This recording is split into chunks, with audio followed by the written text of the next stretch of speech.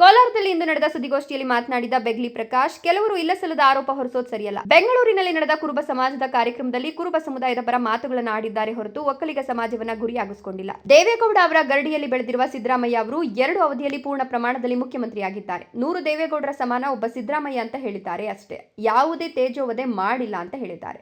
ಸಿದ್ದರಾಮಯ್ಯ ಅವರು ದೇವೇಗೌಡರ ಗರಡಿಯಲ್ಲಿ ಬೆಳೆದು 159 ವರ್ಷ ಇತಿಹಾಸ ಇರುವ ಕಾಂಗ್ರೆಸ್ ಸೇರಿದವರು.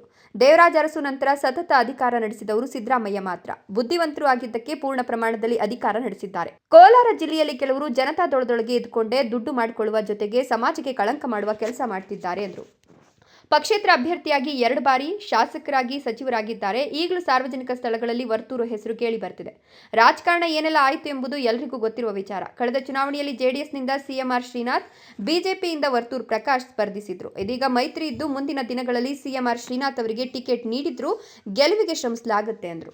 ವರ್ತೂರು ಪ್ರಕಾಶ್ ಅವರು ಆ ಕನಕ ಜಯಂತಿ ಬೆಂಗಳೂರಿನಲ್ಲಿ ಅವರ ಸಮಾಜದ ಒಂದು ಕಟ್ಟಡ ಕಟ್ಟುವ ಸಮಾರಂಭದಲ್ಲಿ ಮಾತಾಡಿರೋ ವಿಚಾರವಾಗಿ ಕೆಲವರು ನಮ್ಮ ಸಮಾಜದ ಒಕ್ಕಲಿಗರು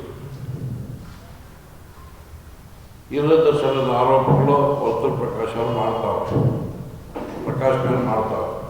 ಏನು ಹೇಳಿದರು ವರ್ತೂರು ಪ್ರಕಾಶ್ ಅವರು? 100 ದೇವೇಗೌಡರನ್ನು ಹಾಕಿದರೆ ಒಬ್ಬ ಸಿದ್ದರಾಮಯ್ಯ ಅಷ್ಟು ಬುದ್ಧಿವಂತರು ಅಂತ ಹೇಳೋರು. ಅದು ಲೋಕಾಭಿ ಮಾತಾಡೋವಾಗ ಮಾತಾಡಿರ್ತಾರೆ ಅಷ್ಟೇ ಹೊರತು ಒಕ್ಕಲಿಗ ಸಮಾಜಕ್ಕೆ ಬೈದಿರೋದಾಗಲಿ, ದೇವೇಗೌಡರನ್ನು ಬೈದಿರೋದಾಗಲಿ, ಇನ್ನೊಂದಾಗಲಿ ಮತ್ತೊಂದಾಗಲಿ ಇಲ್ಲ. ಸಿದ್ದರಾಮಯ್ಯ ಬುದ್ಧಿವಂತರು ಅಲ್ಲ ಅಂತ ಅನ್ನಂಗಿದ್ರೆ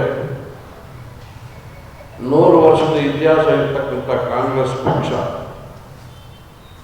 ಜನತಾದಳ ದೇವೇಗೌಡರ ಗರಡಿನವರು ಸಿದ್ದರಾಮಯ್ಯನವರು ಬೆಳೆದು ರಾಜೀನಾಮೆ ಕೊಟ್ಟು ಕಾಂಗ್ರೆಸ್ ಪಕ್ಷಕ್ಕೆ ಹೋಗಬೇಕು. ಇತಿಹಾಸ ಇರ್ತಕ್ಕಂಥ ಕಾಂಗ್ರೆಸ್ ಪಕ್ಷದ ಘಟಾನುಘಟಿಗಳು ಅವನ್ನೆಲ್ಲರೂ ಪಕ್ಕಕ್ಕೆ ಸೇರಿಸಿ ತಾನೇ ಮುಖ್ಯಮಂತ್ರಿ ಆದರು.